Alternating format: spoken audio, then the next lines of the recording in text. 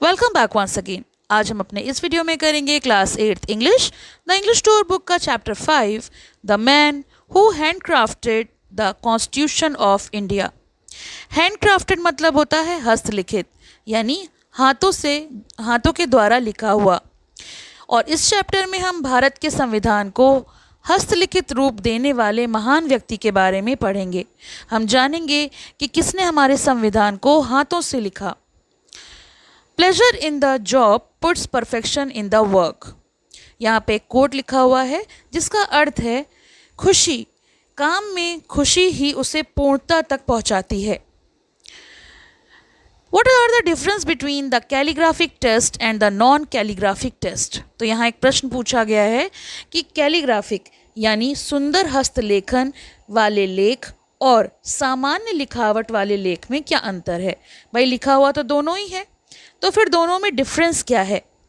यहाँ पे देखिए ये कैलीग्राफी है और ये सामान्यता लिखा हुआ है, तो इसमें क्या डिफरेंस है, क्योंकि दोनों ही सेम कोट हैं।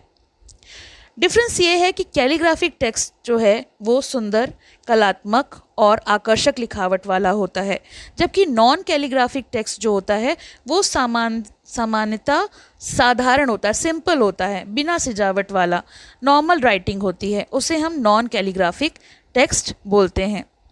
चलिए चैप्टर देख लेते हैं। Do you know our constitution was not just written, it was literally brought to life with beautiful calligraphy. क्या आप जानते हैं कि भारत का संविधान केवल लिखा ही नहीं गया था, बल्कि उसे सुंदर हस्तलेखन यानी कैलीग्राफी द्वारा जीवांत बनाया गया था। जीवांत का मतलब होता है उसमें जान फूंकी गई थी, मतलब उसको काफ़ी लाइवली बनाया गया था। Read the passage acknowledging the passion of the calligrapher who hand wrote the constitution of India. तो चलिए इस महान कैलीग्राफर के बारे में पढ़ें जिसने पूरे संविधान को अपने हाथों के द्वारा लिखा, अपने हाथों से लिखा। As a young boy, Prem Bihari used to watch his grandfather write.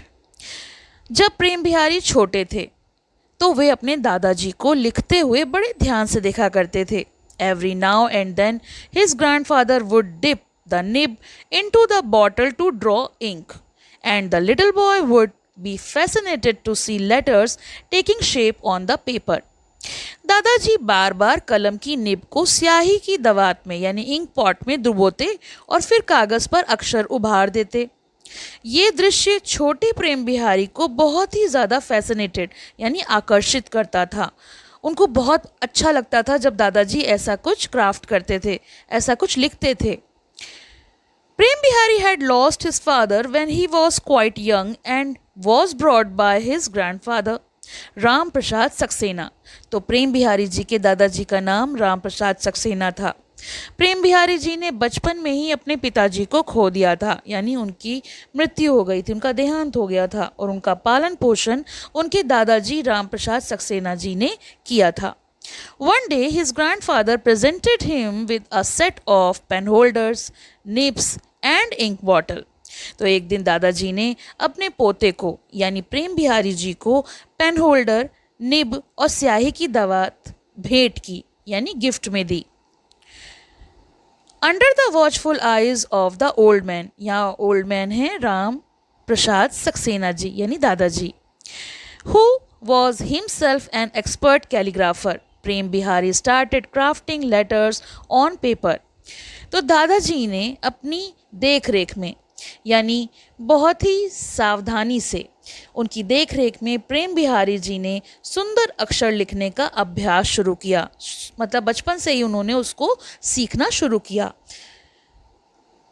He took care not to make spelling mistakes. वो ध्यान रखते थे कि कोई भी जो स्पेलिंग है यानी वर्तनी है उसमें गलती ना हो, त्रुटि ना हो। As he hated striking of letters and not even a little drop of ink would be spill. Spill का मतलब होता है फैलना, और वो इस बात का ध्यान रखते थे कि स्याही की एक भी बूंद कागज पर ना गिरे, इंक ना फैले। Teaching him the secret of handcrafting artistic letters, his grandfather would say. दादाजी उन्हें सिखाते थे और सिखाते सिखाते उन्हें कहते थे, तुम्हारे हाथ में केवल कलम नहीं है, What you hold in your hand is not just a pen, जो भी तुमने पकड़ रखा है वो केवल कलम नहीं है बल्कि एक कलाकार की कूची है यानी ब्रश है. It is an artists brush. An artist create image using his brush. और एक कलाकार अपनी कूची से चित्र बनाता है, अपने ब्रश से पेंटिंग्स बनाता है. You breathe life into letters with your nib. और तुम इन अक्षरों में अपने हाथों से जान फूंक दोगे, उनको इतना सुंदर बना दोगे कि उनके अंदर प्राण भर दोगे. Such should be your dedication that as your nib touches the paper, letters should bloom like flowers.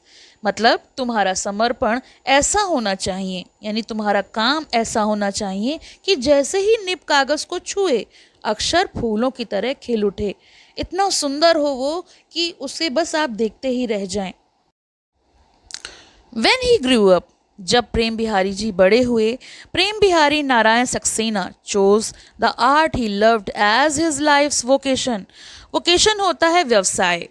प्रेम बिहारी जी जब बड़े हुए तो उन्होंने अपने इसी कला को, जो उन्होंने सीखा था अपने दादाजी से, उसे जीवन व्यवसाय बनाया. He earned fame as an expert calligrapher of his time, like his grandfather before him. उन्होंने अपने दादाजी की तरह प्रसिद्ध कैलीग्राफर, यानी वो भी अपने दादाजी की तरह प्रसिद्ध कैलीग्राफर बने.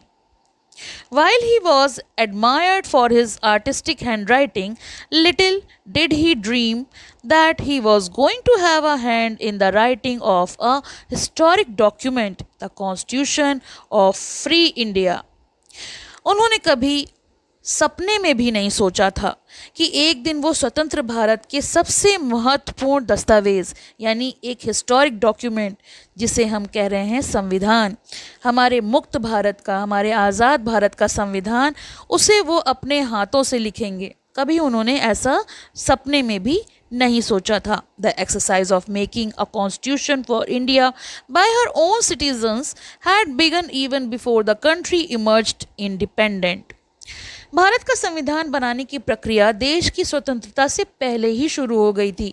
हमारा देश 1947 में आज़ाद हुआ था, लेकिन संविधान बनाने की प्रक्रिया हमारे देश में स्वतंत्रता से पहले ही शुरू हो गई थी. The constituent assembly consisting of people's representatives met for the first time on 9 December 1946 in the Constitution Hall, which is now known as the Central Hall of the Parliament House.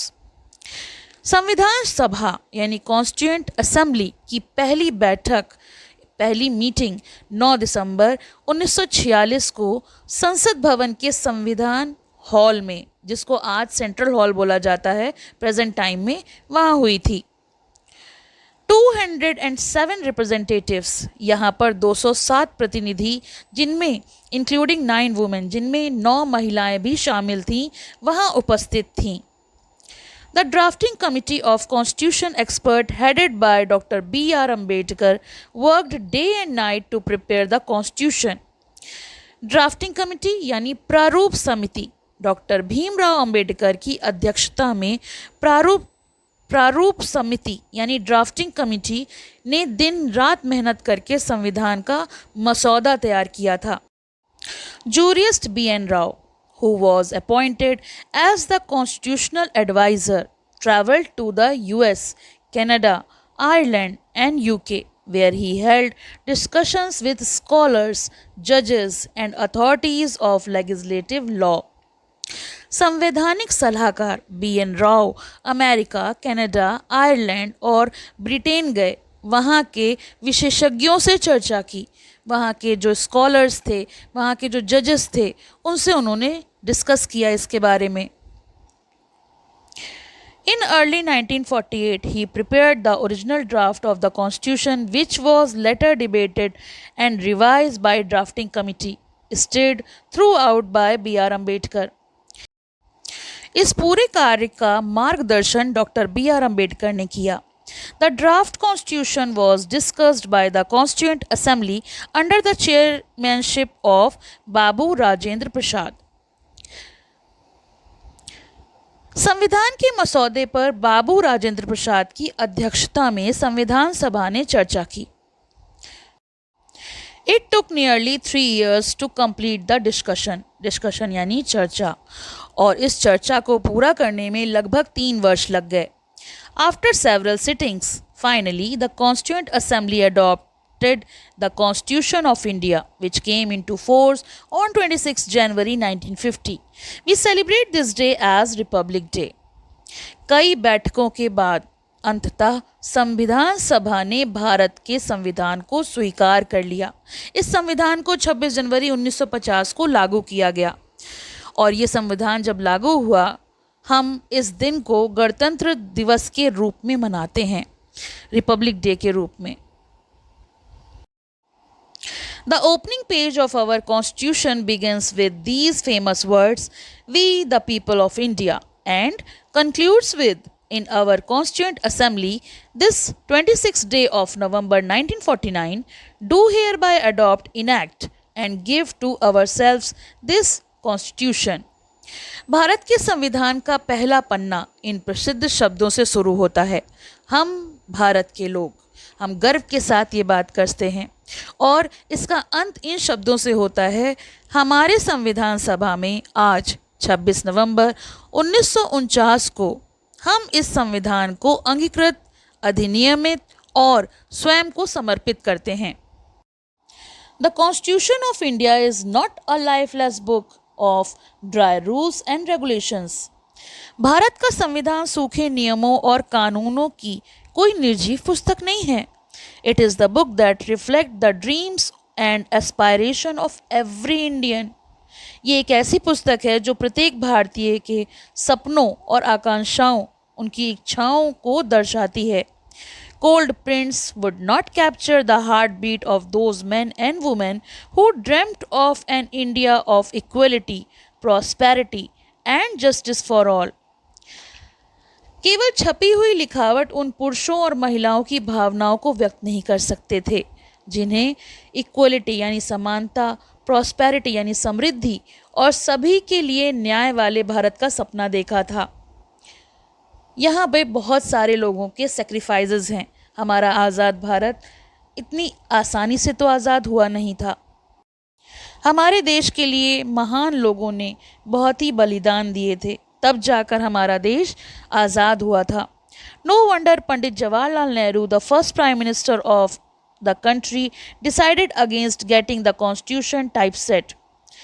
हमारे जो देश के पहले प्रधानमंत्री थे पंडित जवाहरलाल नेहरू, उन्होंने ये तय किया कि संविधान को टाइप सेट यानी मशीन से छपवाने की बजाय हाथ से लिखवाने का निर्णय लिया. He picked up the phone and asked for Prem Bihari Narayan Saxena, और उन्होंने फ़ोन उठाया और प्रेम बिहारी नारायण सक्सेना को इस कार्य के लिए बुलाया. Prem Bihari was elated when Pandit ji told him that he had been chosen to write the Constitution of India in his own hand. जब पंडित जी ने यानी पंडित जवाहरलाल नेहरू जी ने प्रेम बिहारी जी को बताया कि उन्हें भारत का संविधान अपने हाथों से लिखने के लिए चुना गया है, तो प्रेम बिहारी जी बहुत ही प्रसन्न हुए. पंडित जी gave him a room in his house of parliament to set up his calligraphy studio. पंडित जी ने उन्हें संसद भवन में एक कमरा दिया जहां वे अपना कैलीग्राफी स्टूडियो बना सकें. Bundles of parchment sheet were neatly arranged. वहाँ पर पार्चमेंट की चादरों के जो बंडल थे वो नीटली यानी व्यवस्थित रूप से रखे गए थे. Over 400 pen holders with nib number 303B were kept ready. 303B number की जो निब थे वो 400 से अधिक पेन होल्डर तैयार किए गए थे. The nibs were brought from England. Before Prem Bihari began to work, President Rajendra Prasad took Prem Bihari to Shantiniketan to meet artist Nandlal Bose. प्रेम बिहारी जी ने अपना काम शुरू करने से पहले राष्ट्रपति राजेंद्र प्रसाद उन्हें शांति निकेतन ले गए, जहां उन्होंने कलाकार नंदलाल बोस से उन्हें मिलवाया.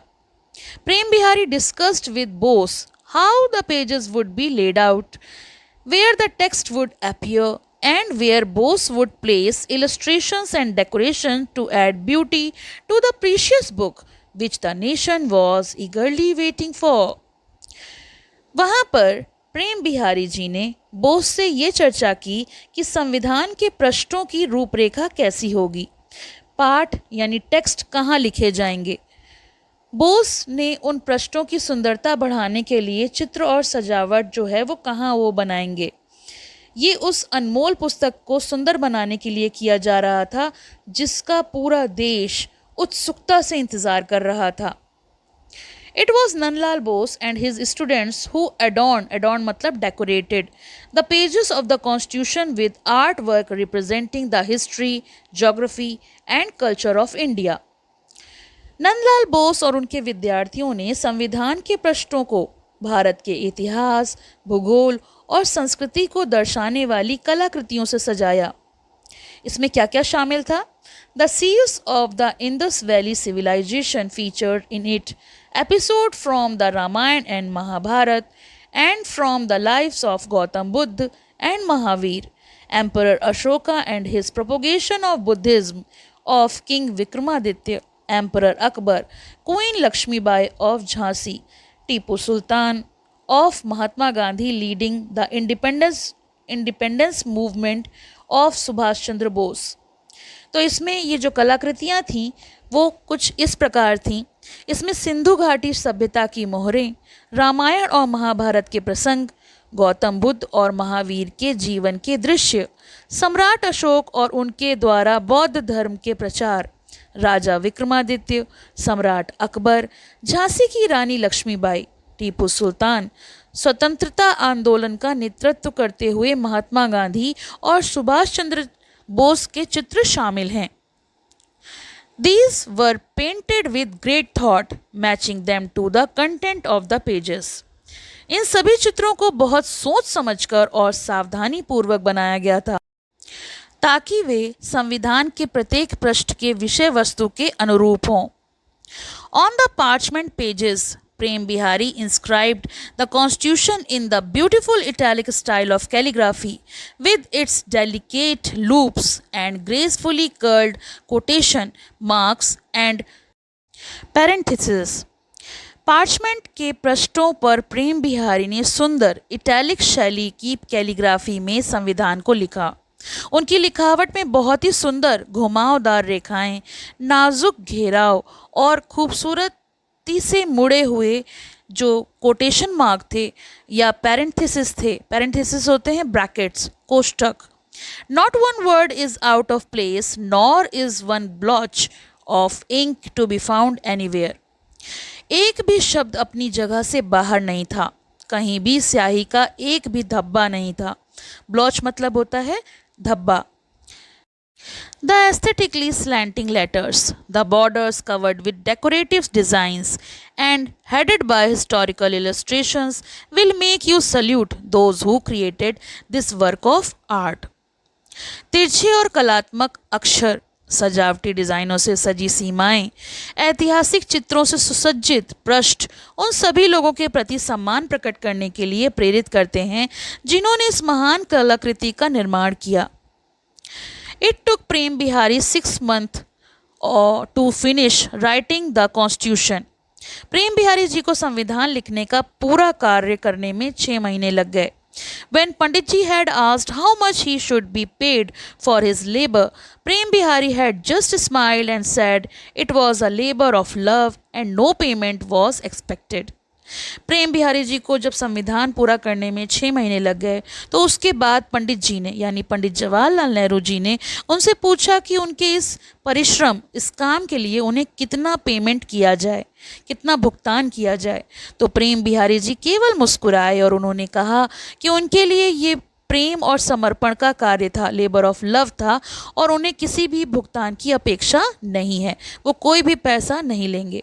But Pandit ji had agreed to Prem Bihari's one request that his name would be inscribed at the bottom of every page and that the very last leaf would also carry the name of his grandfather who taught him calligraphy.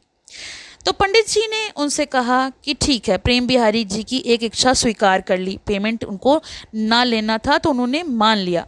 उन्होंने कहा लेकिन हर पृष्ठ के नीचे प्रेम बिहारी जी का नाम लिखा जाएगा और अंतिम पृष्ठ पर उनके दादाजी का नाम भी लिखवाया जाएगा जिन्होंने उन्हें कैलीग्राफी सिखाई। The Indian Constitution is a 251-page bound volume measuring 22 inches in length and 16 inches in width, weighing 3 kgs and 650 grams. तो ये जो भारत का संविधान है ये 251 पृष्ठों का एक बंधा हुआ ग्रंथ है। इसकी लंबाई 22 इंच और चौड़ाई 16 इंच है। इसका वजन 3 किलो 650 ग्राम है। It is housed today in a case in the Library of India's Parliament House in New Delhi. और आज इसे नई दिल्ली स्थित भारत के संसद भवन के पुस्तकालय में एक विशेष सुरक्षित कक्ष में रखा गया है। The nitrogen filled case in which a temperature of 20 degrees centigrade and a humidity level of 30% is maintained protect it from decay. इस केस का तापमान लगभग 20 डिग्री सेंटीग्रेड और नमी का स्तर 30% बनाए रखा जाता है। ये नियंत्रित वातावरण संविधान को खराब होने से बचाता है। तो ये तो हो गया इस चैप्टर का एक्सप्लेनेशन। आई होप आपके लिए हेल्पफुल होगा। इसके क्वेश्चन आंसर्स का लिंक आपको डिस्क्रिप्शन में मिलेगा। साथ ही साथ इस बुक का प्लेलिस्ट लिंक भी मिल जाएगा जिससे आपको बाकी चैप्टर्स भी ईजिली अवेलेबल होंगे। Thank you for watching. Have a nice day. पसंद आया हो तो लाइक करें, शेयर करें और चैनल को सब्सक्राइब करें।